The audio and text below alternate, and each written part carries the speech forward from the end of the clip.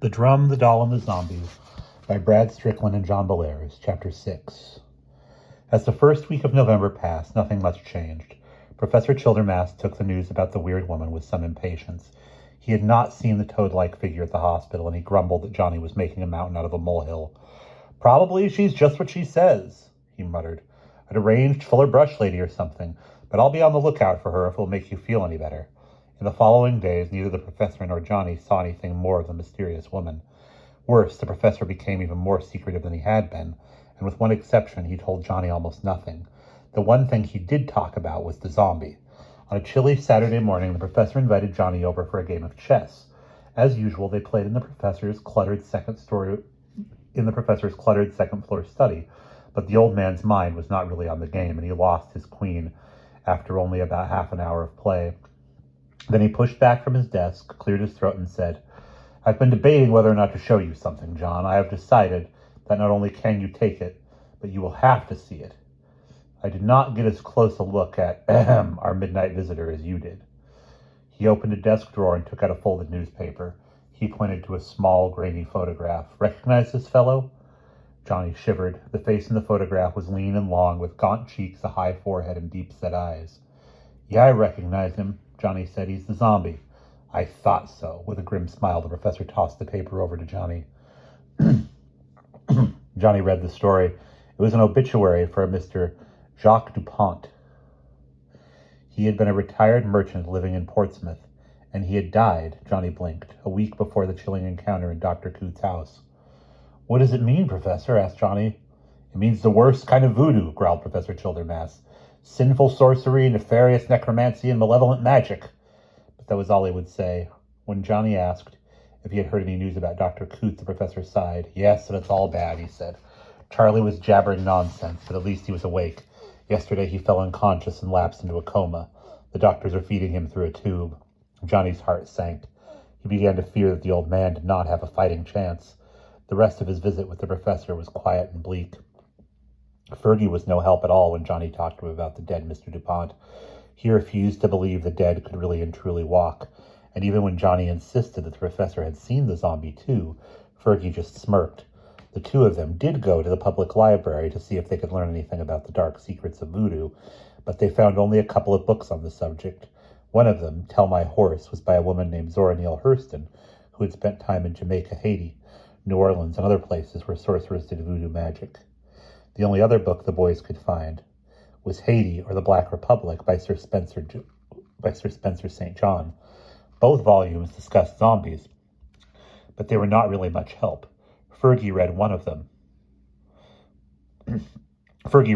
that salty food would break the spell that animated dead bodies. A zombie that tasted salt would remember that it was dead and would burrow deep into the ground until it came to rest in its own tomb.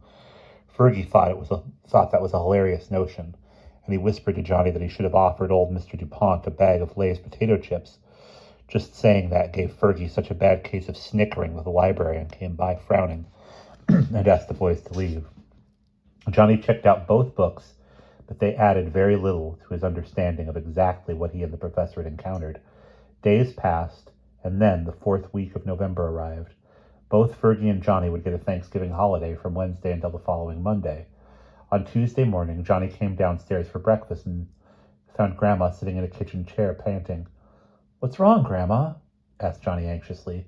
He thought of the terrible time when Grandma had had a brain tumor, and he worried that she might have another one. She gave him a pained smile.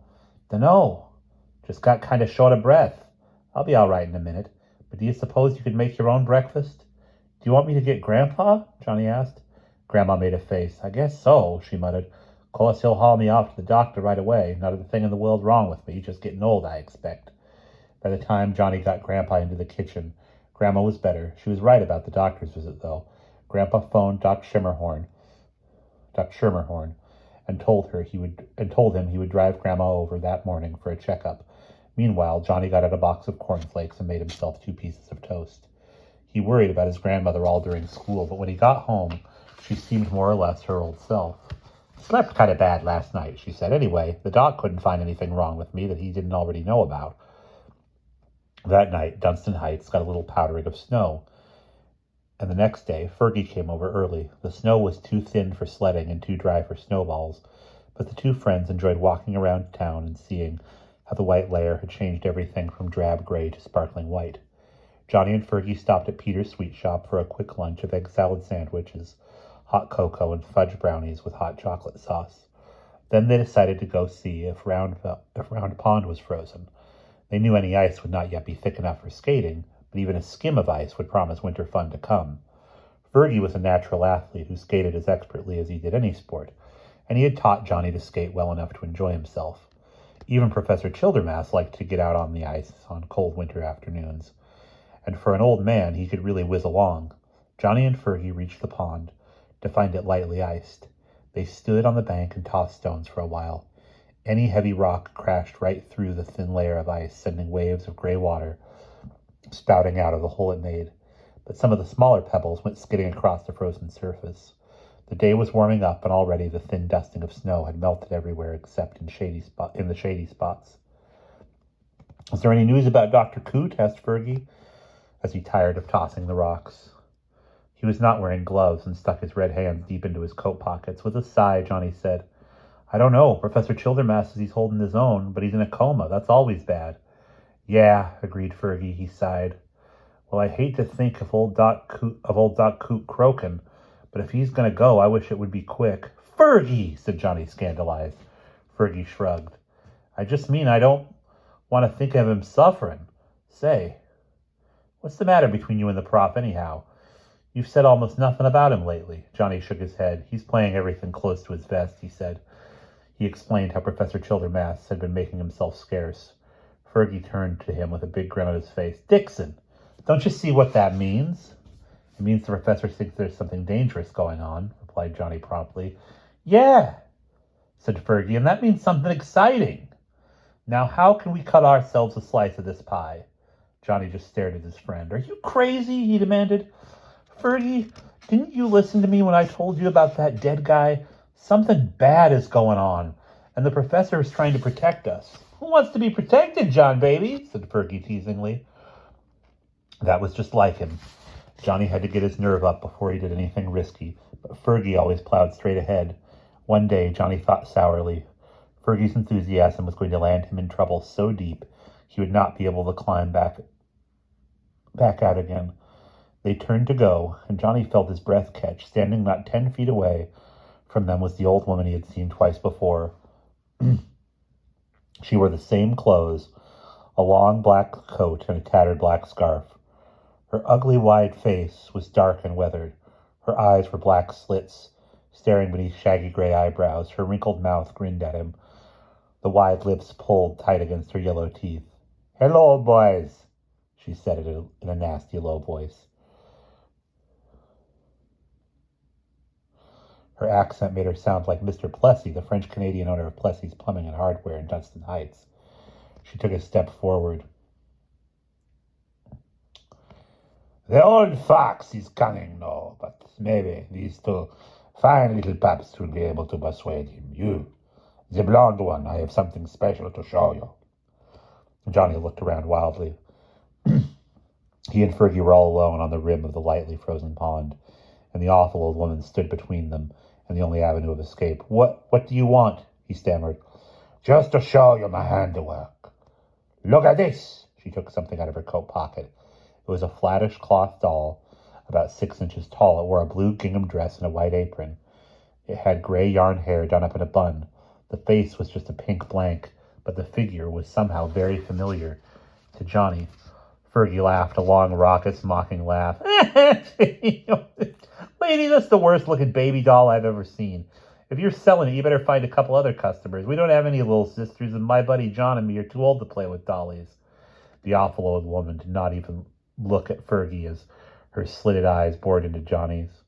"You recognize her, no? Your grandmère. Perhaps she felt a little something wrong with her health yesterday, no? And perhaps if I stick a long pin in the dolly when the sickle moon is shining, something very bad happens to your grandmère, no?" She stalked closer and Johnny flinched, but he had nowhere to run. She came so close that he could smell her, a dusty, dry smell like old leaves and crisp corn husks. And all the time she purred in her menacing voice. "You tell the old man, the old fox, that Mama Sinistra wants something. The thing that his miserable friend stole from her family. If she gets it, poof, then your grandmare and the old fox's friend, they get better. If she does not get it, then you have been warned, no? The evil smile left her face, and she snarled, You have 1 week. Abruptly, the woman turned and waddled away. Hey! Fergie shouted after her, but she did not turn her head. Come on, Fergie said to Johnny. Let's follow her.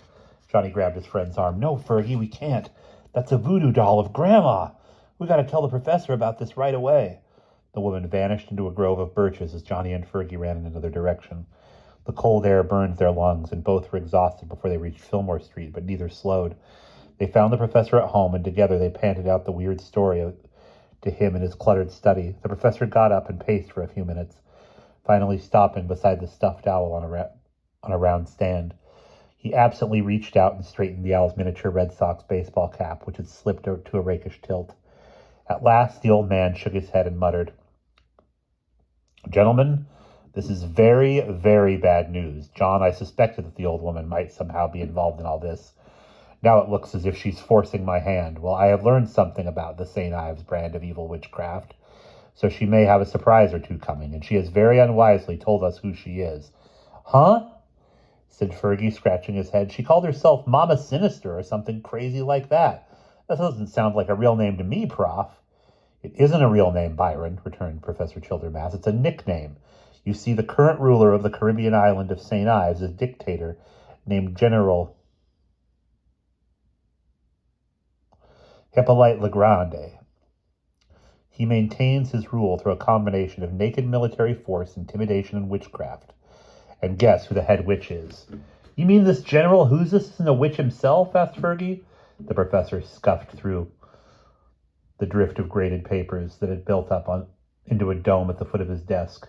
As he sank into his chair, he said, I don't know if he is a witch or not, but he's not the witch that the people fear. So who is that? Asked Johnny. Her name is Madame Corinne Legrande, and she is the General's mother, said Professor Childermass, leaning back in his chair. Now here is the $64 question. What nickname do you think the people of St. Ives have given her? Mama Sinistra, whispered Johnny. Precisely, said Professor Childermass, wrinkling his face into a disappointing frown. And she seems to be quite a piece of work, ruthless and intelligent and as wicked as they come. He swiveled his chair so that he could look out the window toward the Dixon house across the street. Staring out, he gave a little start, and then, with a peculiar expression, he turned back to the boys. Gentlemen, this is gravely important. Will you give me your absolute iron-bound promise that you will not speak of this Mama Sinistra person to anyone? I mean anyone at all, mind? Sure, Fergie said at once. Everybody'd think I was hallucinating if I tried to describe her anyway. Professor Childermass nodded. And you, John, will you give me your promise? Johnny blinked. Well, sure, Professor, if you think it's good, said the professor briskly. He pushed himself out of his chair, which squeaked loudly. Now, Byron, you may stay and sample a batch of my special fudge that I made this morning. John, you had better go home right now. Johnny could hardly believe his ears. Go home? But the professor gave him a warning finger. Home, now, this very instant. His tone allowed no argument. Johnny went downstairs feeling hurt and puzzled. What was the professor hiding? He certainly had not sounded very friendly. Johnny opened the front door and froze in his tracks, staring across the street at what the professor must have seen from his study window. A yellow Chevrolet, one of Dustin Heights' few taxis, was just pulling away from the curb in front of the Dixon house. Standing on the sidewalk was a tall, athletic man with a weathered, craggy face. He was wearing the blue uniform of an Air Force major. Johnny's first happy thought was, Dad's home. And his second, despairing one was, is Grandma dead? And that is the end of Chapter 6.